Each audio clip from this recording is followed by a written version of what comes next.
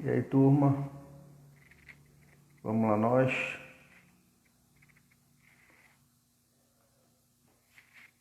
Aguardar a galera entrar aí.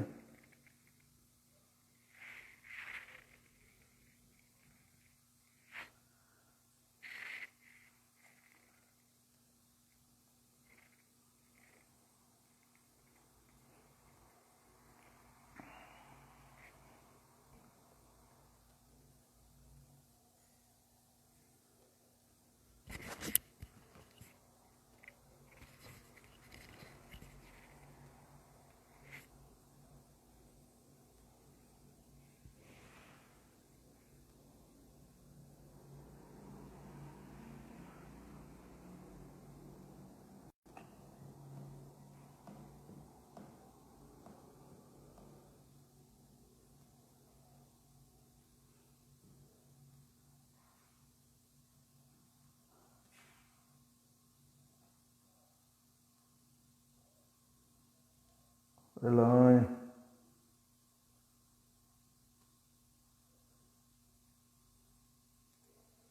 Cleelson, boa noite. Aguardar a turma entrar aí pra gente começar nossa aula.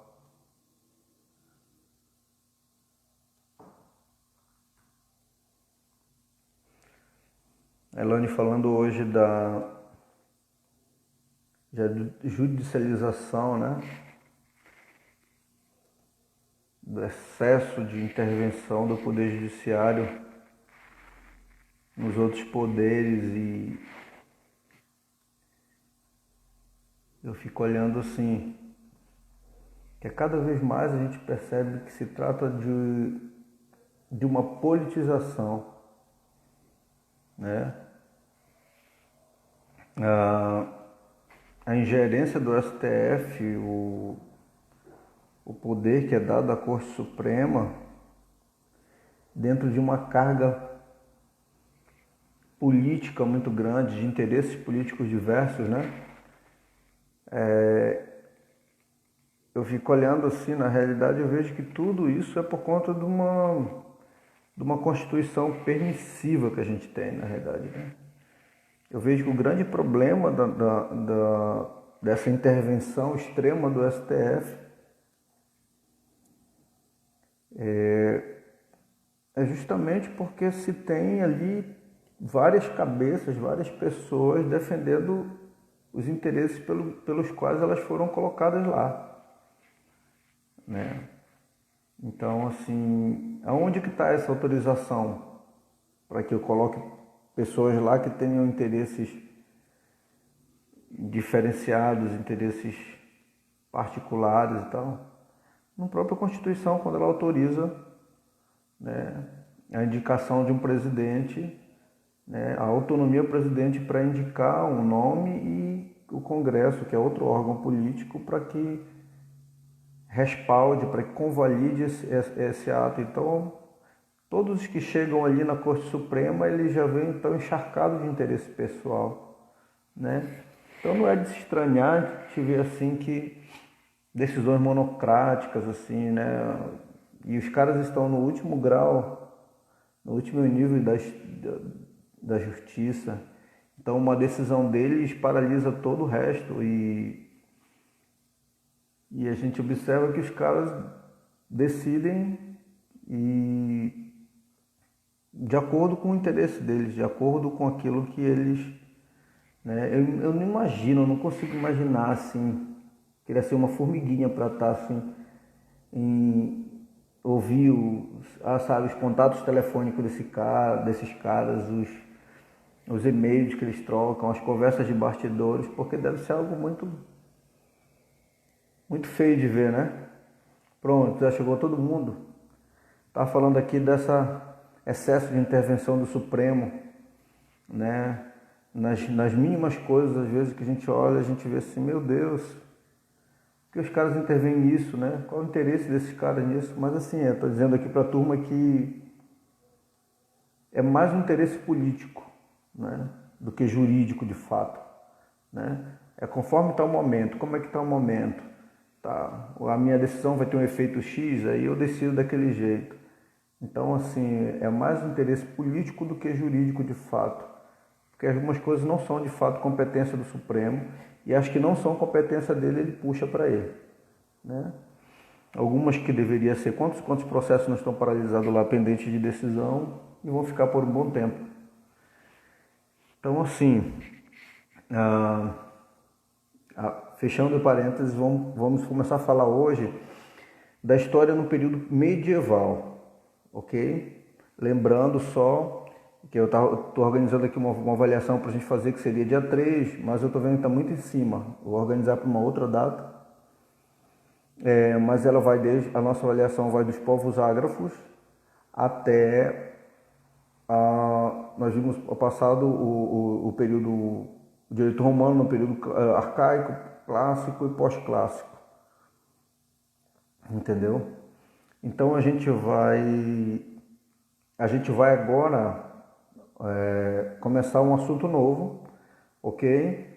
E isso já vai ser objeto da nossa segunda avaliação, tá? Que a gente vai entrar no período medieval, vai falar do direito moderno e vai entrar no nosso direito brasileiro. Então, assim, a nossa segunda avaliação ela vai ter uma carga bem maior, né? E a gente vai pegar esse período agora da primeira avaliação do estudo dos povos sem escrita, né? Entrando pelo início da escrita, se você for definindo uma linha do tempo, vai ser isso, escrita aí as primeiras codificações, tá? Entrando na Grécia Antiga, Roma Antiga, né? E aí entra no período arcaico, clássico, pós-clássico. Perfeito? Tá travando aí ou tá ok, todo mundo? Tá ok? Então, assim, hoje a gente começa um assunto novo, a história medieval.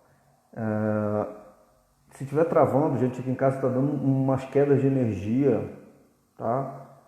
Eu não duvido que seja por conta disso. Verdade, Elânio. Hoje, inclusive, eu liguei para o meu provedor de internet, né, e pedi para eles verem o que estava acontecendo, porque está uma instabilidade muito grande. Mas vamos lá. Então, assim, a gente viu até agora, né, chegamos até o direito romano, compartilhamos algumas leis, algumas codificações, algumas normas que foram adequadas, ajustadas de outras que já existiam, né? Vimos a questão do período arcaico, vimos do período clássico, né? E entramos no período pós-clássico, finalizamos a nossa aula passada falando a respeito disso. Hoje a gente entra no período medieval, né? O período da Idade Média, né? Que para muitos é conhecido como o período da Idade das Trevas, né? Isso é uma discussão, porque é assim, como se nesse período não tivesse se produzido muita coisa. Mas assim, para muitos pelo contrário, nesse período aqui também teve muita produção, e eu concordo com esses pensadores, com esses estudiosos que dizem que esse período não foi um período das trevas, embora uma boa parte diga que sim, por conta de um declínio, por conta de um retorno, né?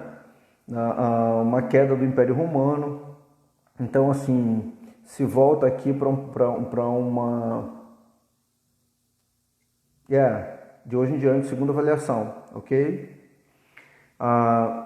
Então, assim, a história medieval ela é conhecida como a Idade das Trevas para alguns, né, estudiosos. Isso porque foi um período de declínio econômico e cultural, né, devido à queda do Império Romano, certo? Então, assim, lá esse período ele foi um período de extrema importância, né, para que se possa compreender a construção e estruturação do Estado moderno, né, no seu aspecto da organização social, da política, né, e do seu sistema jurídico. Então, assim, por isso que se contesta essa visão de que se foi um período obscuro ou da Idade das Trevas. Houve grande produção nesse período, né? Esse período serviu como base para uma descentralização política, né? A competição entre grupos em busca de poderes. Então, assim, e essa competição ela serviu para isso, para essa descentralização política que existia no Império Romano, né? E então, assim, tudo isso foi por conta da crise, né? Na Roma Antiga, a crise do Império Romano, né? Que isso acarretará, a gente vai lá na frente, acarretou na realidade da frente a invasão. As invasões foram chamadas de invasões bárbaras, né? Então, assim, como resultado dos fatos ocorridos, né, lá anteriormente, os primeiros ordenamentos jurídicos, né, que foram surgindo, sendo fundamentadas sobre pilares da sociedade romana, né? Nesse período aqui a gente já vai ver que começa a surgir uma fundamentação mais baseada no direito, na sociedade romano-germânica, né? Enquanto Roma teve muita importância, a gente viu atrás, né, nos períodos pós-clássico, clássico, arcaico, a gente percebe aqui que já começa a ter uma ingerência, uma existência de uma sociedade romano-germânica, né? No que se refere à Idade Média, ela está dividida em 2 períodos, né, que para poder ficar fácil de estudar, a Idade Média ela se divide em 2 períodos, que o primeiro é o período da Alta Idade Média, né, que é justamente tem como principal característica o direito romano e germânico, que a gente acabou de ver, né, germânico aqui, alemão, né, romano, germânico, como também a estruturação e aprimoramento do direito canônico, que é outra novidade que vem aqui desse período medieval, período da Idade Média, né? A gente vai ouvir muito falar desse direito canônico, que é justamente o direito religioso, o direito da igreja, a igreja se organizando, se estruturando e a partir disso criando normas e regramentos próprios. Então, assim, e o outro período, né, nessa divisão é justamente a Baixa Idade Média, né, que é evidenciado nesse caso aqui pelo direito feudal, entendeu? Pelo ressurgimento do direito romano dentro das instituições de ensino superior da época. Então, assim, a gente vê que esse período da medieval, ele se divide em 2, né, que chamam de subperíodos. A primeira é a Alta Idade Média, né, que a principal característica aqui é justamente o direito romano-germânico, né, e essa estruturação do direito canônico, ok? E a Baixa Idade Média, que é evidenciada pelo direito feudal, né, o direito feudal e pelo ressurgimento do direito romano. Aqui dá para a gente, né, dar uma lembrada um pouco lá do ensino médio. Então vocês lembram que o direito feudal, né, ele era como se fosse se tinha um espaço grande, uma casa, um castelo muito grande, né, que ali era a residência do senhor feudal, né, e ao redor daquelas áreas ficavam os povos, né, aqueles que prestavam serviço, que trabalhavam para o senhor feudal. Então, assim, a gente percebe que nessa dinâmica, né, tem o senhor feudal, que é o cara que tem grana, o que mantém o povo lá, o dono desse território, né, desse espaço, que é a autoridade máxima, né, naquele território. E só que aí da circunvizinhança ao redor daquela área grande, que é a casa do senhor feudal, existem aqueles que moram, né, que prestam serviço para o senhor feudal, para aquele que é a autoridade máxima, para aquele que tem o poder, né? Então prestam serviço naquela unidade de poder ali, que é concentrada nas mãos do senhor feudal. Então serviços diversos eles prestam, da agricultura, né, da criação de instrumentos, de metais. Então todos os serviços necessários à época eram feitos por aqueles que moravam ali, né, ao redor da área do senhor feudal. Então, assim, nesse entorno, esses indivíduos aí que ali estavam eram os chamados vassalos, ok? Os vassalos. Então, tinha o senhor feudal que morava no grande castelo, na grande casa. Não sei se você lembra do ensino médio isso daí, né? E ao redor ficavam aqueles povoados, aquelas pessoas que prestavam serviço para esse senhor, né? Através da agricultura, através da construção de instrumentos de metais, né? Então havia ali, de uma certa forma, como se fosse um contrato de prestação de serviço, né? E essas pessoas que prestavam serviço para o senhor feudal chamavam-se vassalos, ok? Esses vassalos eram ligados a toda essa estrutura central, certo? Eram pessoas que tinham aquela fonte de renda concentrada no trabalho que prestavam ao senhor feudal, que vinha geralmente do serviço da terra, né? Então havia uma espécie de relação contratual ali do senhor feudal, né? Em troca do serviço que eles prestavam, ele concedia aquele pedaço de terra para que eles morassem, para que eles ficassem. Então, isso daqui eu estou falando só para lembrar um pouco do que era os feudos, os senhores feudais, porque a gente viu isso lá bem no ensino médio também, né? Então, assim, esse período foi conhecido como a Baixa Idade Média. Era justamente vivenciada pelo direito feudal. Por que direito feudal?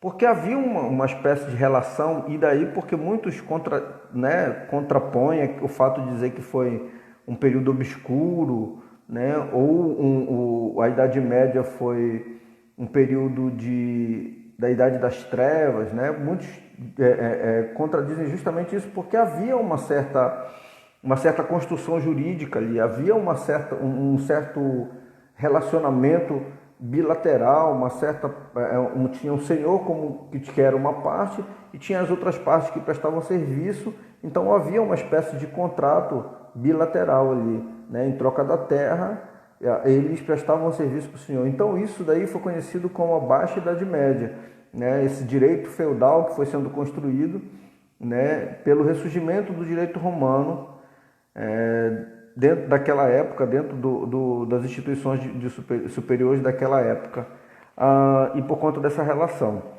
Então, assim, a gente nota a existência de 4 ordenamentos jurídicos nesse período, tá? Nesse período a gente vê que começa lá na Alta Idade Média, o direito dos povos germânicos, correto? O direito romano, o direito feudal, que era uma espécie de direito, e as organizações eclesiásticas, né? Então, assim, houve nesse período 4 ordenamentos jurídicos. Vamos colocar nessa ordem bem aqui: a organização eclesiástica, que era a igreja aqui no topo, né? O direito feudal, o direito dos povos germânicos e ainda mesmo que decadente um pouco, né, por conta da queda, do declínio do Império, o direito romano, tá? A organização eclesiástica, o direito feudal, o direito dos povos germânicos e o direito romano, tá? Então, assim, por conta desse declínio do direito romano, do Império Romano, houve essa descentralização política dessa sociedade. Então, assim, paralelo a esse problema, houve as invasões bárbaras, né? Invasões bárbaras naquele território, né? Não sei se vocês já viram alguma coisa a respeito disso. O que foram as invasões bárbaras, né? Foram a invasão daqueles povos que, como a gente viu um pouco atrás, né? Eram aqueles que não tinham, né? Não tinham gestões políticas e territoriais, né? Não tinham desenvolvimento da escrita, né? Eram unidos apenas pelo vínculo familiar, né? Normalmente centralizado aonde? Na figura paterna. Você lembra que a gente viu isso no direito arcaico, né? Então, assim, havia um povo que não tinha evoluído, né? Não tinha evoluído naquela época. Então, começou a haver nesse território, na Idade Média, as invasões bárbaras naquele território, né? Justamente que eram daqueles povos de cultura atrasada, né, que não tinham gestões políticas e territoriais, não sabiam escrever, não tinham escrita, tinham sua cultura baseada no vínculo familiar, né, normalmente fundada na figura paterna, no poder, pátrio poder, né, que a gente viu. Então, assim, juridicamente, esses povos eles possuíam suas bases na oralidade, né, nos costumes, nas tradições e com base no direito consuetudinário que a gente viu. Então, esses povos bárbaros começaram a invadir as terras daqueles povos que já tinham uma cultura, que já tinham uma organização social mais evoluída, né? Uma outra coisa nesse período bem aqui, que vale a pena frisar, é a igreja ocidental daquele período, né? A igreja se tornou demais importante nesse período medieval, né? Isso ocorreu porque essa instituição religiosa ela se responsabilizou por diversas funções de ordem pública, né? Moral, social. Isso já vinha desde o antigo Império Romano. A igreja vinha crescendo, né, com a sua influência. E aqui quando se fala em igreja, né, a igreja católica, né, começou a ocupar um lugar de destaque, né, e a exercer uma influência nessa sociedade nesse período bem aqui. Né, ela também foi responsável pela consolidação de uma noção de direito, guiado pela ética social e especialmente pela ética cristã, né? E nesse contexto a gente nota que houve o predomínio do chamado direito canônico, né? Isso basicamente no território europeu, e que tem como característica esse direito canônico o seu caráter unitário, né? Que é a predominância da escrita e o seu domínio na regulamentação do direito privado.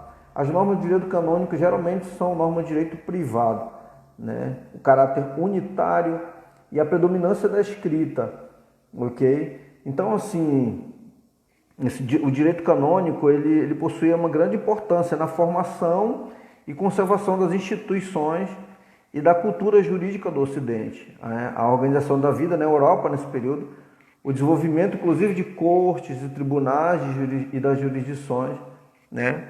Que era o direito canônico. O direito canônico é um direito regido pela religião. A principal nesse período aqui é a Igreja Católica, né? Que tinha como embasamento o quê? Embasamento às normas, os princípios religiosos descritos nos livros sagrados, os princípios da Igreja naquele período, os princípios religiosos. Isso começaram a ter um valor de norma a ser seguido, norma de direito privado, né? Então, assim, alguns estudiosos, canonistas, assim, tinham o ofício de fazer o quê? Interpretar esses textos, né, das escrituras sagradas, esses textos antigos.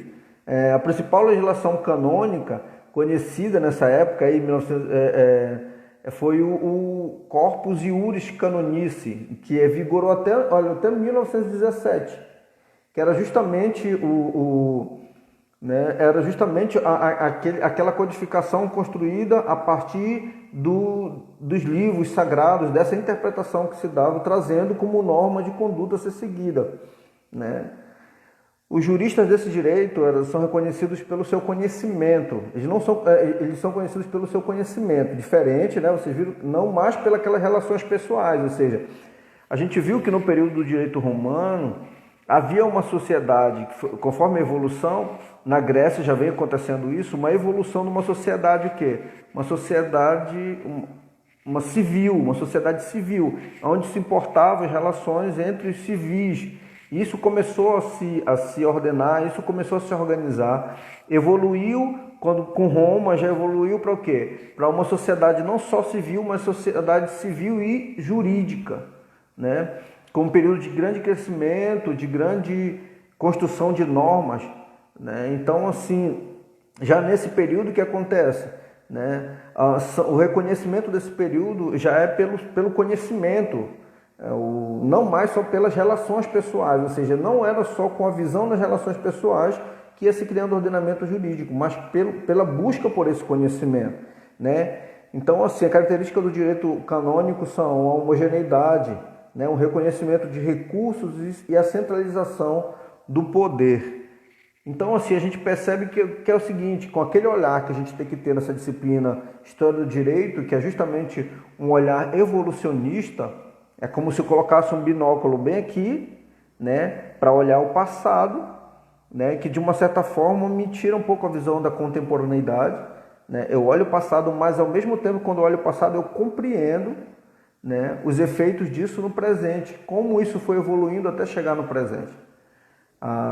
Então, assim, a gente percebe que nesse período da Idade Média, a igreja ela começou a ter grande influência, o direito canônico começou a trazer normas, justamente porque, vocês lembram dos mosteiros, né, dos monges, aqueles carequinhas que ficavam, né, trancafiados dentro de uma área em que não tinham vida social, só fazendo o quê? Interpretando os livros sagrados, estudando, né, construindo novas escritas a partir dali, novas interpretações.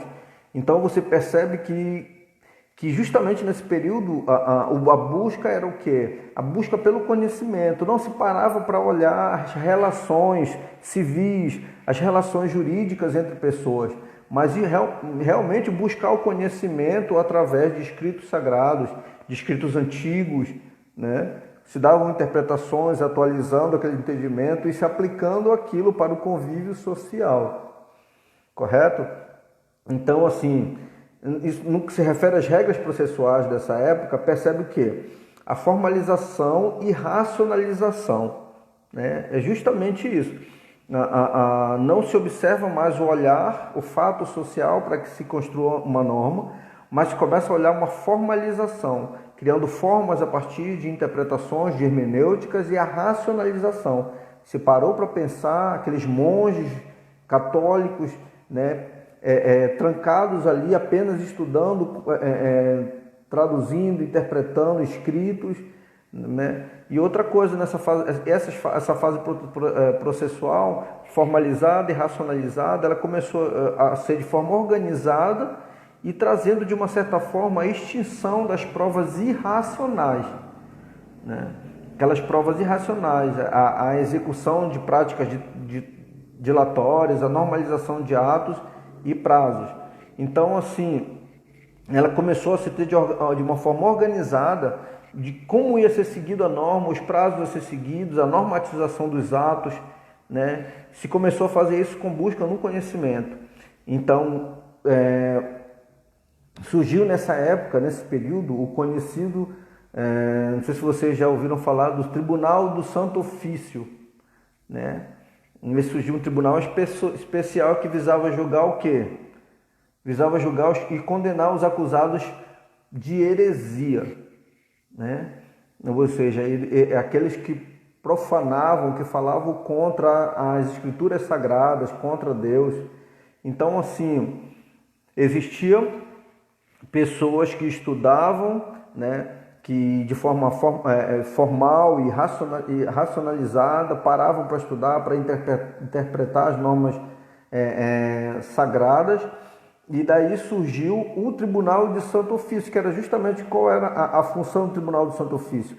Era julgar e condenar aqueles acusados por heresia, todos aqueles que contradissessem aquilo que constava nas escrituras sagradas ou contradissesse os princípios cristãos, né, os princípios da igreja e principalmente profanasse o nome de Deus, né? Então, assim,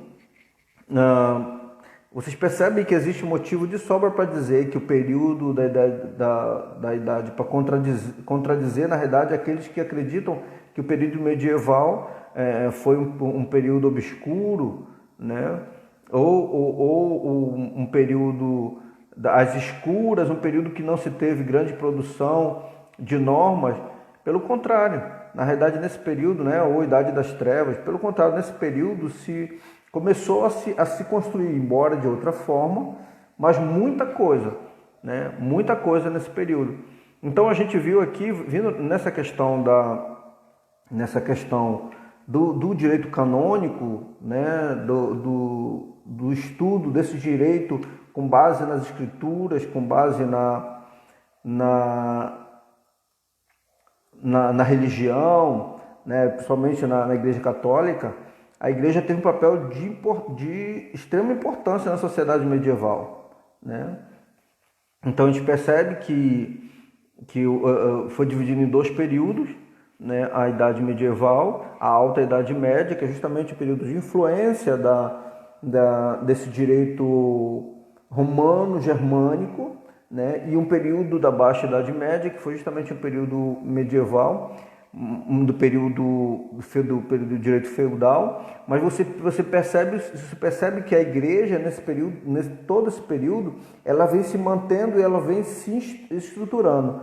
A gente percebe que quando chega nesse período aqui da Idade Média, né, a igreja ela já tem uma influência muito grande, inclusive estruturada, né, criando o seu próprio direito canônico, né, os mosteiros, né, criando o Tribunal do Santo Ofício, que contradizia justamente aqueles que eram hereges, né, que falavam algo distorcendo o que acreditavam, que diziam as Escrituras Sagradas.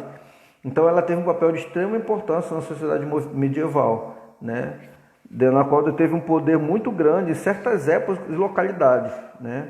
Alguns fatores que evidenciaram o poder da igreja na Idade Média. Vamos lá. O caráter unitário da igreja, ou seja, o cristianismo nesse período. Por que fala de caráter unitário? Porque o cristianismo nesse período, ele se coloca como a única religião verdadeira, né, para a universalidade dos homens. Então, para todos os homens, nesse período, o cristianismo se coloca como a única religião verdadeira. A igreja ela pretendeu, nesse período bem aqui, impor a sua concepção ao mundo todo, né? Porém, apesar de não se conseguir se impor em toda parte, essa tendência universalista deu ao direito da igreja um caráter unitário, né? O direito canônico é o único e comum a todos os países da Europa Ocidental nesse período, né? Então, assim, a igreja se colocou. Por que o caráter unitário? Porque o direito canônico foi colocado como o direito comum em todos os países da Europa, e a igreja, a religião, o cristianismo como a única religião verdadeira nesse período. Uma outra característica do direito canônico da igreja nesse período, o domínio do direito privado.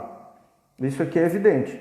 Ou seja, qualquer litígio relativo a casamento, divórcio, direito privado, né, era competência da jurisdição eclesiástica, isso desde a partir do século VIII, né? O direito canônico aqui nesse período ele tem base de numerosas disposições, inclusive até hoje, né, no nosso ordenamento jurídico, né, no nosso direito civil, principalmente moderno, tem grande influência do direito canônico, né? Justamente se a gente for olhar a referência no período, as relações, a sociedade conjugal, o casamento, né, ou o divórcio, tudo está encharcado desse conhecimento do período do direito canônico.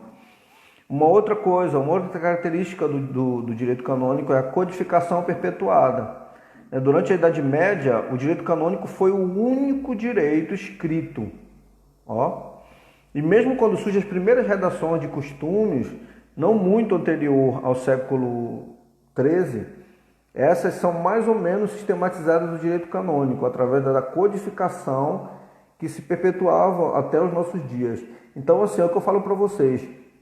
Independente da gente começar a olhar a Grécia Antiga, por exemplo, entrando em Roma, a gente vê a lei de Drácon, a gente vê a lei de Solon, a gente começa a entrar nos períodos arcaicos, né, onde a família era o centro, a lei das 12 tábuas, a gente começa a ver o período clássico, pós-clássico, e a gente começa a observar que a igreja sempre, em todo esse período, ela sempre esteve ali por trás, ela sempre tendo uma influência muito grande, né? Sendo que nesse período do direito medieval é quando a gente vê o ápice, a manifestação do direito canônico, justamente por se dá isso através de quê? Através de uma racionalização, de estudos, de busca pelo conhecimento, não só mais por se analisar a vida social, a relação entre as pessoas, né, através de uma sociedade civil, ou como se dava a relação, né, pessoas com a justiça nesse período, através dos magistrados, através dos pretores, né, aquilo que foi evoluindo ao longo do tempo, com o Senado, essa relação que criou uma norma jurídica consolidada em Roma. Não, mas agora ela vinha com uma codificação própria, né, com direito próprio, né? Ela vinha só sendo coadjuvante ali por trás no procedimento, e no processo de evolução, e quando chega no período medieval a igreja se manifesta como uma atriz principal, né, através do direito canônico. Então, ela tinha uma codificação perpetuada, né? Durante esse período, ela vem na Idade Média, ela se manifestou, ela se apresentou como um único direito escrito, né? E mesmo quando surgem as primeiras redações dos costumes, trazendo os costumes para o ordenamento jurídico, né, não muito anterior ao século XIII, estas são mais ou menos sistematizadas do direito canônico. Até lá a igreja tinha influência, né, e essa codificação se perpetuou até os nossos dias. A gente vê normas e influência do direito canônico no direito, principalmente no direito civil, ou nas normas de direito privado. Então, assim, uma outra influência do direito canônico, a influência da igreja, a influência sobre o direito laico, né? Então, o direito canônico ele foi objeto de trabalhos doutrinais, ou seja, constituiu-se uma ciência do direito, né? Muito antes do direito laico, que foi evidentemente influenciado pelo canônico. Então, assim, ela se constituiu uma ciência de pesquisa, de estudo, né? No entanto, a gente vê grandes universidades nesse período, né, a igreja buscando levar a formação, principalmente para os monges, para os padres que dedicavam suas vidas estudando, né? Então, a gente percebe que a igreja, ela, nesse período aqui, ela percebendo o seu poder, ela sente a necessidade de um direito próprio, ou seja, ela vem, né, ali sempre lado a lado, mas quando chega nesse momento ela busca ter um direito próprio, um conjunto de normas próprias, né? Então foi no século II que começou a formação do direito canônico, propriamente dito, no século II. Então as fontes se encontravam nas que chamavam de decretas pontífices, né? Nos cânones oriundos dos concílios, nos mais variados estatutos promulgados por bispos e nas inúmeras regras monásticas com seus livros penitenciais. Então, assim, como foi se dando? Qual foi a base desse direito? Como é que foi construindo? Isso começou a partir do século II, que ela começou a criar esse direito próprio, como? Com a formação do direito canônico através de quê? De suas próprias fontes. Quais eram essas fontes? Chamavam de decretas pontifícias, né? Nos cânones oriundos dos concílios. O que eram concílios? Concílios eram aquelas reuniões que a igreja fazia, né, para criar a partir dali diretrizes, para colocar, remanejar lideranças da igreja de um lugar para outro, para se decidir como ia funcionar a estrutura da igreja, para se decidir como ia aplicar uma norma, né? Então, até hoje a gente vê que existe no Vaticano, existem os concílios, né?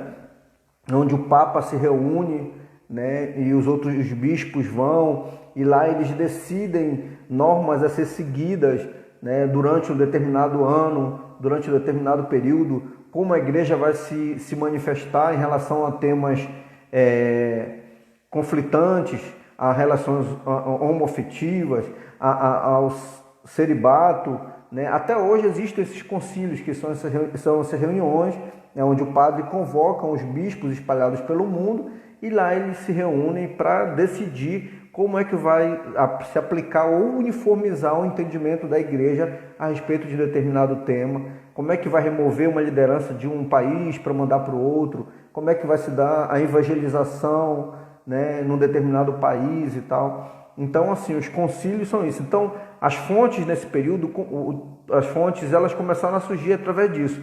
As decretas pontifícias, que eram tipo umas espécies de normas que a própria igreja instituía, né? Os cânones oriundos dos concílios, ou seja, as decisões que geravam a partir dessas reuniões, né, da igreja, né? E sobre os vários estatutos promulgados por bispos. Então, tudo aquilo que se construía, todas aquelas normas de conduta a ser seguida a partir da igreja, da igreja católica, que era quem estava à frente, todos os trabalhos e doutrinas construídos nessa época tinham valor de norma e foram construindo justamente esse direito canônico rico nesse período medieval, né? Inclusive inúmeras regras de direitos penitenciais, né? Que eram tipo eram normas que aquele que tivesse cometido algum pecado, eram regras que ele teria que cumprir, normas que ele queria que cumprir para poder pagar, de uma certa forma, aquela penitência, a partir dali ser purificado pelo pecado cometido. Entendeu? Então, tudo isso daí, essas inúmeras regras monásticas que chamavam e penitenciais, elas também foram compondo esse ordenamento, esse direito canônico, né, de grande importância no período medieval, né? Qualquer instituição naquele período, para se firmar, ela precisava de uma justificação, né, e uma estrutura jurídica. Com isso, a Igreja Católica, há muitos séculos, teve necessidade de regras, normas, decretos, né, chegando ao momento que isso ficou compilado, né, nascendo daí o direito canônico, ou seja, toda aquela produção interna, né, dos concílios, das doutrinas, dos estudos dentro dos mosteiros, tudo aquilo foi virando um compêndio de normas que a própria igreja viu que já tinha um direito próprio, de aplicação própria, com normas a ser seguidas, chamado direito canônico, né? Direito canônico é um conjunto de leis, né, que buscam justamente o que? A afirmação da Igreja Católica nessa esfera social, né? Podendo então dizer que o direito canônico é o direito da Igreja Católica, ok? Então, assim, um conjunto de leis, né, que foram afirmando a Igreja Católica na esfera social, trazendo normas que seriam de aplicabilidade interna, né, para aplicabilidade na sociedade social, né, fazendo com que o direito canônico se tornasse o quê? O direito conhecido como direito da Igreja Católica e de aplicabilidade e segmento para todos.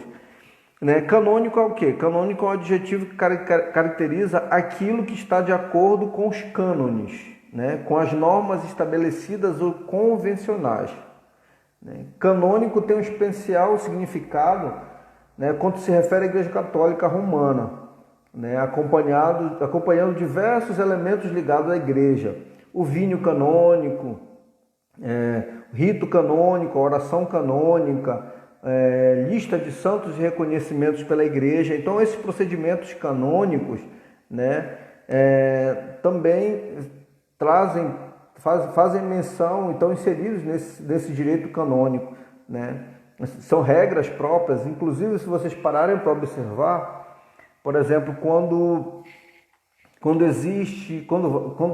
chega ao final de não sei se é mandato papal, né? O tempo que o Papa está ali, que ele vai sair, né? Vai vir um novo Papa.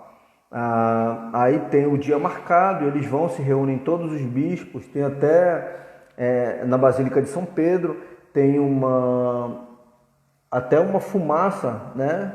Que a depender da fumaça que sai, avisa para todos os presentes ali na praça de São Pedro, que escolheram aquele é o Papa, já foi escolhido o Papa. Então, todos esses regramentos da Igreja, que foram virando práticas reiteradas e tradições na Igreja, elas foram normatizadas e elas fazem parte desse compêndio, desse direito canônico, né? E que naquele período começou a ter força de norma, né? O Código do Direito Canônico é um conjunto de normas que orientam a disciplina eclesiástica, define a Igreja, a hierarquia administrativa, os direitos e deveres dos fiéis católicos, os sacramentos e possíveis sanções por transgressões das normas, leis próprias da Igreja, né? Então, assim, o direito canônico, ele veio ter uma aplicabilidade na vida social. Por quê?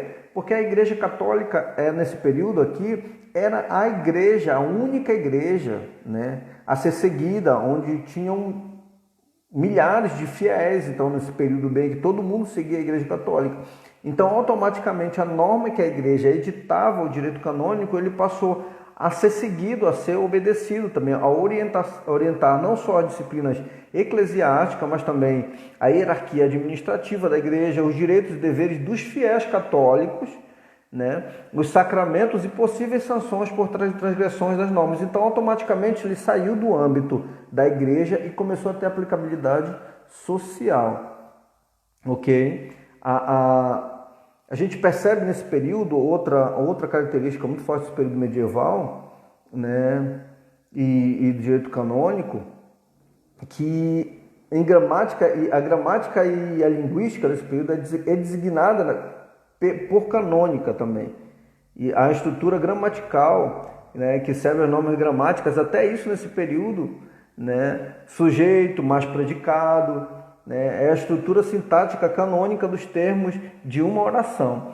Ou seja, para você ter uma noção que a gente usa até hoje na nossa língua portuguesa, né, na gramática portuguesa, o sujeito mais predicado, que a gente aplica até hoje no ensino fundamental, no médio, tudo isso vem desse período, né? Porque justamente a gramática e a linguística é designada por canônica, né? A estrutura gramatical vem justamente desse período canônico, né? E matemática também tem a forma canônica, que é uma forma simples de apresentar algo, um objeto matemático, podendo ser uma matriz, um latim como língua, né? Uma equação ou fórmula, equação, fórmula, raízes, matriz, a forma canônica de Jordan, inclusive ele traz aqui. Então, assim, para vocês terem uma noção de que foi um período de conhecimento não só restrito às normas jurídicas, mas foi um período de conhecimento riquíssimo, porque, na realidade, os monges, a igreja, aqueles estudiosos que estudavam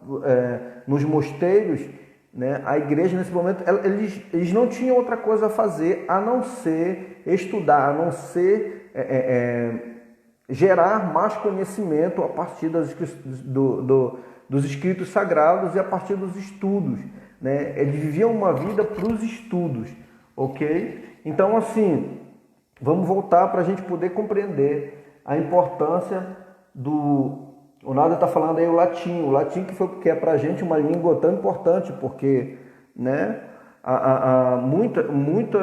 muitos dizeres do latim que a gente vai usar ao longo do direito, né, vem desse período. Então, assim, embora seja uma língua morta, mas para nós do direito tem grande importância, porque alguns princípios que a gente utiliza, alguns institutos têm com base no latim, né?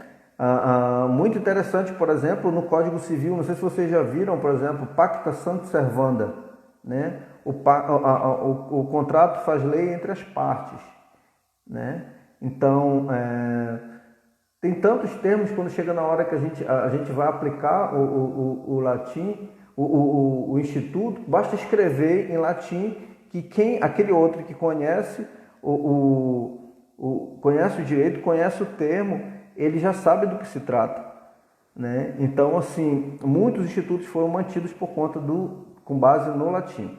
Então, vamos lá, recapitulando aqui nesse período para a nossa aula de hoje, que a nossa live está para acabar, né? A história medieval é também conhecida como a Idade das Trevas, para alguns estudiosos, que a gente já viu aqui que não é bem assim na prática. Houve um período, né, grande de muita norma, de muita estruturação, principalmente no direito canônico. Então, assim, essa história de que a Idade das Trevas ficou na história porque foi um período que saiu as grandes metrópoles e se voltaram para o período, houve um declínio do Império Romano e voltaram para o período feudal, né, onde um grande senhor e ao redor dele o povo que presta serviço para ele.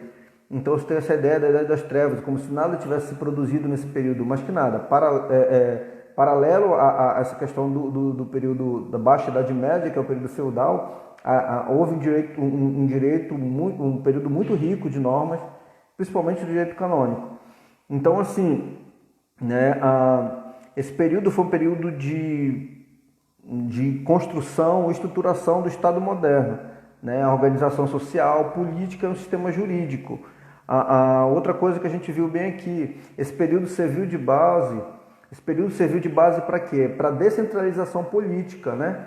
a competição entre grupos e busca de poder. Isso deu uma nova consequência da crise do Império Romano, né, que acarretou o quê? Esse período de competição entre os grupos em busca do poder, a invasão dos povos bárbaros, né? A invasão dos povos bárbaros nesse período. Então, assim, o que são os povos bárbaros? Aqueles que a gente viu que ainda viviam de uma forma ultrapassada, que ainda viviam com base nos costumes, né? Que ainda tinham como base o poder patriarcal, que não conheciam a escrita. Então esses povos começaram a invadir, a ocupar, por conta do declínio do Império Romano, né, e a ocupar os povoados e tal. E por conta desse período da crise do Império Romano, né, houve justamente a necessidade de se organizar novamente. Então, como resultado desses fatos, né, os primeiros ordenamentos jurídicos foram surgindo, como forma justamente de organizar de novo a população. Mas só que eles vieram agora não só com base no viés romano, mas também romano-germânico, né? Nós vimos que a Idade Média ela ficou dividida em dois períodos. Um chamado Alta Idade Média, que é justamente a influência desse período romano-germânico, e quando falo germânico, leia-se aqui alemão, né? Como também a estruturação e aprimoramento do direito canônico nessa Alta Idade Média, ok? Então, quando se fala de Alta Idade Média, põe uma coisa na mente de vocês: Alta Idade Média, direito romano-germânico e estruturação e aprimoramento do direito canônico, tá? Que sempre existiu, né? Mas ficava ali sempre sendo paralelo, e nesse período bem aqui ele passou a ter uma evidência muito grande por conta da influência da Igreja, com o declínio do Império e a influência da Igreja. Então, assim, a Baixa Idade Média, essa foi a Alta Idade Média. A Baixa Idade Média ela é evidenciada pelo quê? Pelo direito feudal, né? Pelo direito feudal. Então, o que é o direito feudal? Foi aquela relação construída, né, a partir da relação do senhor feudal, que era aquele que vivia tinha a sua mansão, a sua grande localização, o seu poder, sua influência, e tinha ao redor dele, assim, com vizinhança, aqueles povoados que prestavam serviço para ele. Serviços de agricultura, serviços de construções de instrumentos de metal, né? E através dessa relação contratual, né, se construiu aí um direito feudal, né? Havia uma relação, mas esse período se chama-se Baixa Idade Média, ok? Então a gente nota nesse período aqui a organização de 4 ordenamentos jurídicos, tá? 4 ordenamentos jurídicos passam a existir nesse período. Quais foram? Primeiro, a organização eclesiástica, né? O ordenamento foi gerado com base na organização eclesiástica, no direito feudal, na relação entre o senhor feudal e os povos, né, que chamavam de vassalos, que eram aqueles que prestavam serviços para o senhor feudal. O direito dos povos germânicos, tá? E ainda mesmo de uma forma decadente tinha influência ali o direito romano. Então, 4 ordenamentos jurídicos dessa época: a organização eclesiástica, ou seja, a igreja, o direito feudal, né, a relação entre o senhor feudal e os seus vassalos, o direito dos povos germânicos, alemães, né, e mesmo de uma forma enfraquecida, o direito romano ainda estava evidente.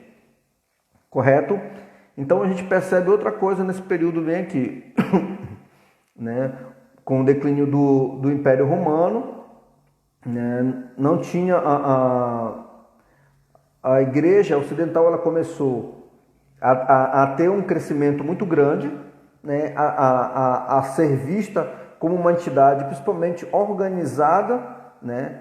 Que por conta daquela desorganização que se tornou após o declínio do Império Romano e essa invasão dos povos bárbaros, essa necessidade de se organizar a coisa, essa entidade, a Igreja Ocidental, a Igreja Católica, ela passou a ter uma influência muito grande enquanto instituição religiosa, porque independente de qualquer coisa, do período que fosse, ela sempre manteve a sua organização. Repete a 4, por favor. Tá. Então, bora lá. Nesse período, existiam 4 ordenamentos jurídicos vigentes nesse período, tá? No período da Idade Média.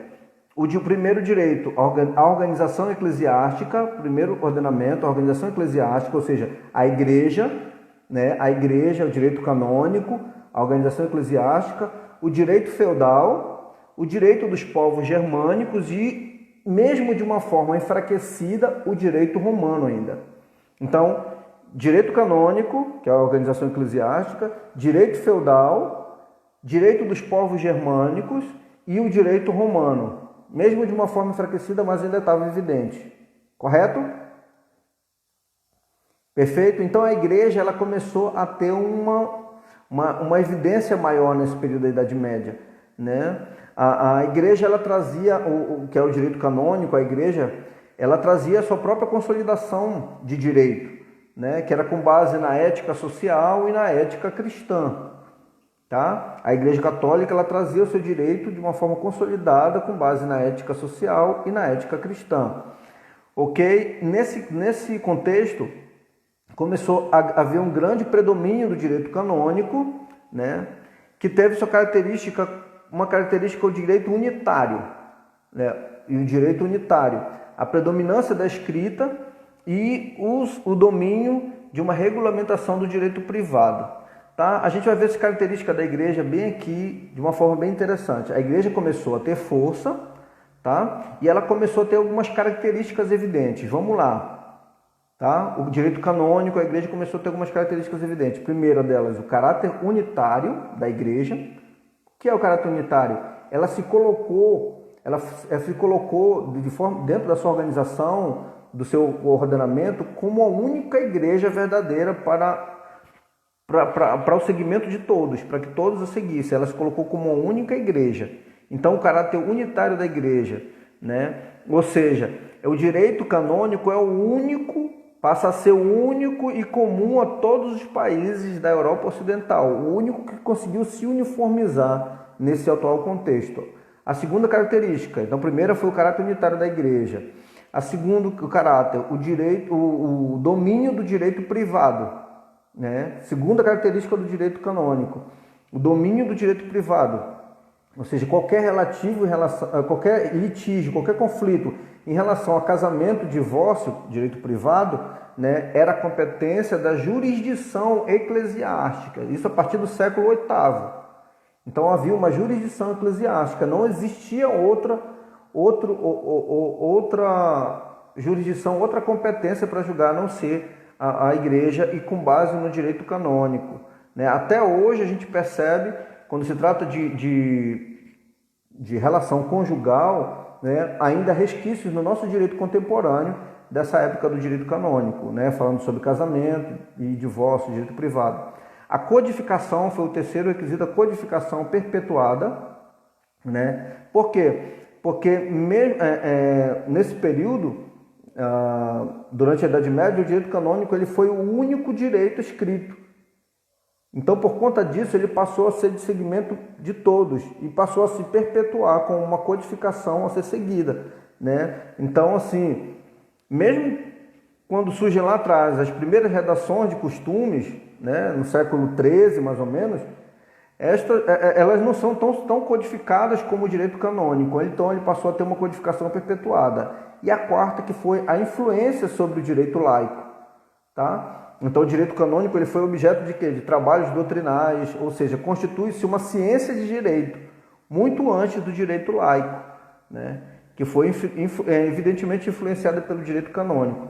Então, assim, ele se manifesta acima por conta de trabalhos doutrinais, de pesquisas, de estudiosos, dos monges estudando, de buscando a ciência, evidenciar o conhecimento das escrituras, tudo isso. Ele se coloca com influência como ciência, né? Então, sobre o direito laico, ele se coloca de uma forma acima, né? Como uma evidente influência do direito canônico sobre o direito laico. Tá? Então, a igreja, nesse período, ela começou a apresentar ao direito canônico as 4 características. O caráter unitário da igreja, ou seja, era a única igreja a ser seguida, era único, o direito era de conhecimento de todos da Europa Ocidental e de aplicabilidade e seguimento de todos. O domínio do direito privado, porque tudo que se referia a divórcio e casamento se aplicava, e codificação perpetuada, né, porque era a única norma a ser seguida por todos, e a influência sobre direito laico. E aqui o Instagram está terminando que a aula está acabando. Vou abrir um novo link para a gente continuar aqui, tá, e deixar isso bem fixo na nossa mente, ok?